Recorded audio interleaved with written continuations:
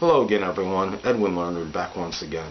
In this YouTube astrological segment, I'm going to be dissertating and talking about the Cardinal Grand Cross of 2014, Part 2.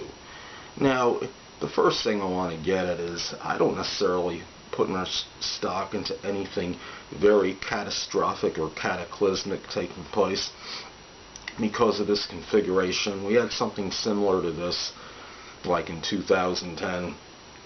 And there was no real major war of epic proportions or anything like that happening. So you might see some stronger military type action. There might be things of a combative nature that might be emphasized.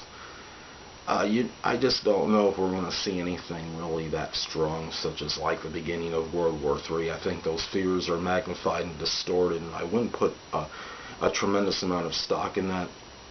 Now, all signs will be affected by this configuration to some degree, and it's going to emphasize Cancer, Capricorn, Libra, and Aries more than the others. But let me give an example of somebody that doesn't have the rising sign or sun sign in one of those four signs that I just mentioned. Now, let's take someone with the Taurus sun or ascendant. For example, they might feel strong activity and activation in the 12th, 3rd, 6th, and 9th houses in their solar or natal chart. There may be much activity connected with introspection, hidden matters, restrictions, which would be the 12th, communication, short journeys, which is the 3rd, work and health, which is the 6th, and philosophy and long journeys, higher education, which corresponds with the 9th house. Now, globally, I could see maybe negative things may happen which ultimately lead to positive change. For an example, an oil shortage could lead to more cars running on an alternate power energy, such as like electric cars, more electric cars, or hydrogen powered cars.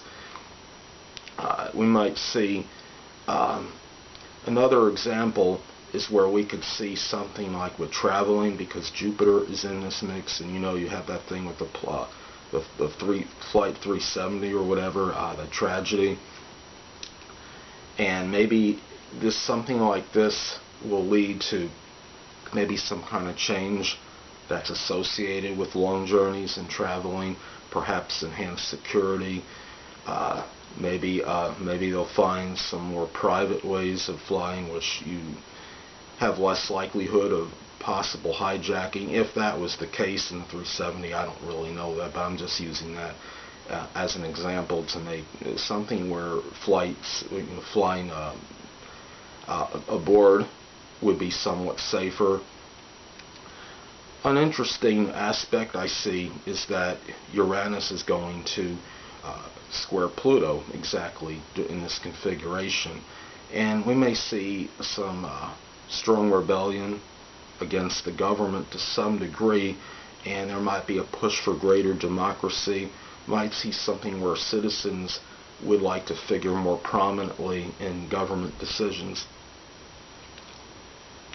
An interesting thing that I wanted to point out is that I don't know how many of you follow the NBA, the National Basketball Association, but on July 10th, 2010, a cross occurred in configuration astrology. It wasn't considered a grand cross because they didn't all have the same quality. There were 3 cardinal signs in this mix, and there was 1 mutable. However, that's pretty darn close considering you still had the same formation. Now, there were 2 days before that, on July 8th, 2010, where there was a big extravaganza that took place in the sports world. Very monumental decision entitled The Decision. A player by the name of LeBron James had a nationally televised decision where he ultimately chose to go to the Miami Heat and left the Cleveland Cavaliers. The Nielsen ratings were exorbitant, astronomical.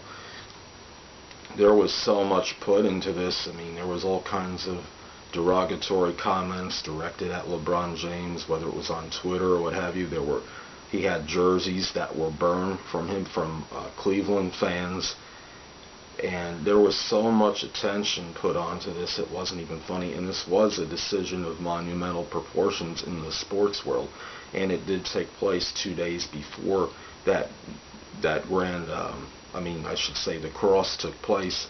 Now, and in that period you had Uranus and Jupiter were in Aries, and Aries is the sign of, I guess you could say, the fearlessness and boldness. Jupiter is connected with sports, Uranus with change.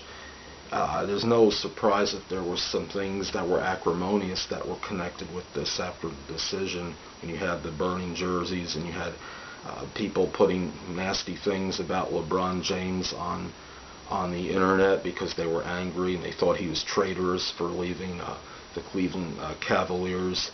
And so basically what I'm stating is, when you had this happen, you had transiting Pluto had conjuncted LeBron's natal sun. His sun sign is Capricorn, so it's no shocker that he was really strongly impacted by this. And Pluto had also made a conjunction to his Neptune at the time, which showed possibly the reason why there was a transformation in his dreams or ideals. He wound up going to a different location, trying to win a title with Miami as opposed to staying with the Cavaliers. Now, what I'm thinking of is, when we see this configuration take place, this exact configuration going to be on April 23rd and 24th, LeBron James being a sun in Capricorn, moon in Aries, that he could very well be strongly impacted by this.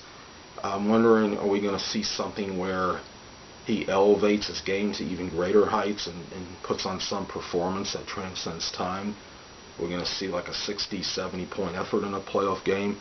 Uranus is the planet of change and things, I guess we could say somewhat esoteric or unusual in a way. And the fact is, maybe LeBron will show that he's a strong facilitator in a playoff game, and maybe he'll have like 20 assists and do something different, like have 6 blocks, 5 steals. But in this period, it wouldn't shock me if he does something that's very big in a playoff game right in this period.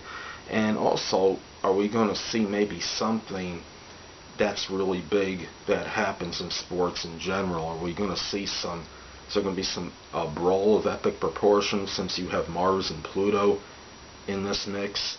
Is there going to be a fight that transcends time to some degree? Is there going to be some volatile action connected with sports that's going to be very memorable for all the wrong reasons?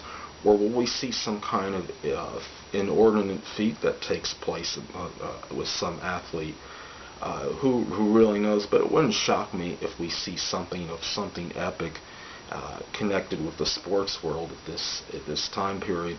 And LeBron James, with his moon in Aries and his sun in Neptune being in Capricorn, it wouldn't shock me if something very strongly impacts him on this particular day. And perhaps very well some other athletes that are in these signs, or either have Cancer, Aries, Capricorn, or Libra sun or ascendant, especially between 3 and 23 degrees. So there you would have the conjunction from one of these planets in the configuration. So anyway, people, that'll conclude part 2 of the 2014 Grand Cross. Stay tuned next time, where I'll be continuing my house ruler series. 2 things I want to get with you on before I head out. Firstly, the stars may impel but do not compel. And secondly, never isolate any single astrological element, aspect, planetary placement, position, configuration, influence, or what have you, and make an analysis on a person, astrologically speaking, based on this alone, because a person astrologically is the sum of all their components in their natal chart, and not just one. Until next time, people, stay well.